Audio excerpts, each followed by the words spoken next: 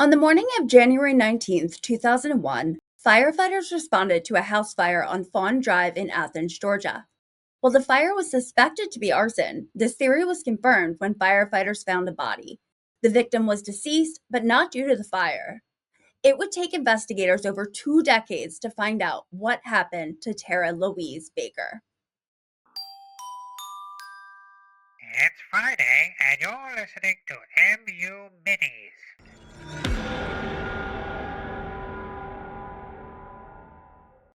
Hey, MU Crime Crew, it's Melissa, and I want to welcome you to our first MU Mini, where every Friday we cover big crimes in a fraction of the time. But don't worry, our full-length deep dive episodes still drop every Tuesday. Be sure to hit subscribe and follow so you don't miss them. Now let's get to this week's Mini. Tara Louise Baker was born on January 20th, 1977, and was the oldest of 4 children in this tight-knit family. After graduating high school in 1995, Tara would enroll in Georgia College, where she graduated cum laude in 1998 with a degree in political science and in paralegal studies. She spent the next few years working in law offices before deciding to enroll in the University of Georgia's School of Law. Tara made a big impression on her professors and classmates, and they would later describe her as confident, bright, outgoing, and effervescent. On January 18th, 2001, Tara was studying at the University of Georgia Library. At 9:46 p.m., Tara spoke with a friend on the phone and said she would be departing the library at 10 p.m. to head home. Tara lived with 2 female roommates in a home about 10 to 15 minutes from campus.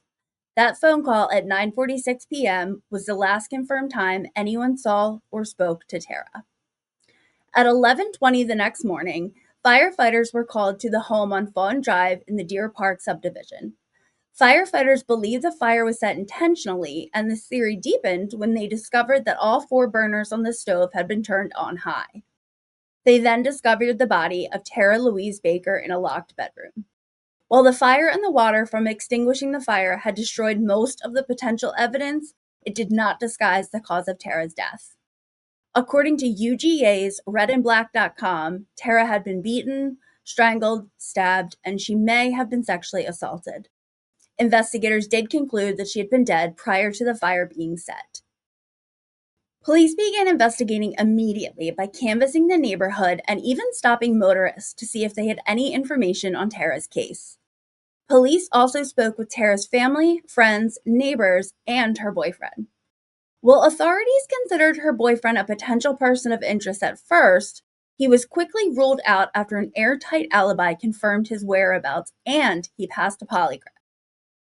Police were originally optimistic the case would be solved, but this confidence quickly faded with Assistant Police Chief Mark Wallace saying, quote, "Police lack the ability to identify a suspect.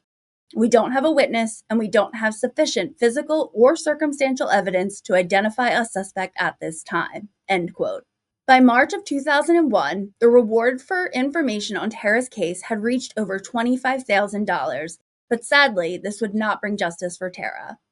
Police not only struggled with the lack of evidence, they also struggled to identify a motive.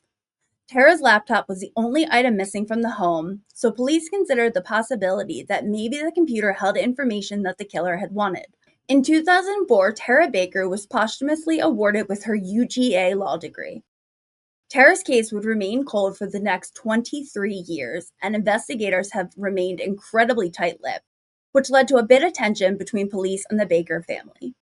In September 2023, a newly formed cold case unit would begin reviewing Tara's case, and then, on Thursday, May 9th, 2024, the Georgia Bureau of Investigation announced an arrest had been made in the murder of Tara Louise Baker. 48-year-old Edrick Lamont Faust was not only charged with murder, but also with aggravated assault, arson, concealing the death of another, tampering with evidence, aggravated sodomy, and the possession of a knife during the commission of a felony. This monster was discovered thanks to DNA and forensic evidence. Faust, who was 25 years old at the time of Tara's murder, is a lifelong degenerate with multiple charges on his rap sheet, including spending time in prison for aggravated assault, robbery, and several other crimes.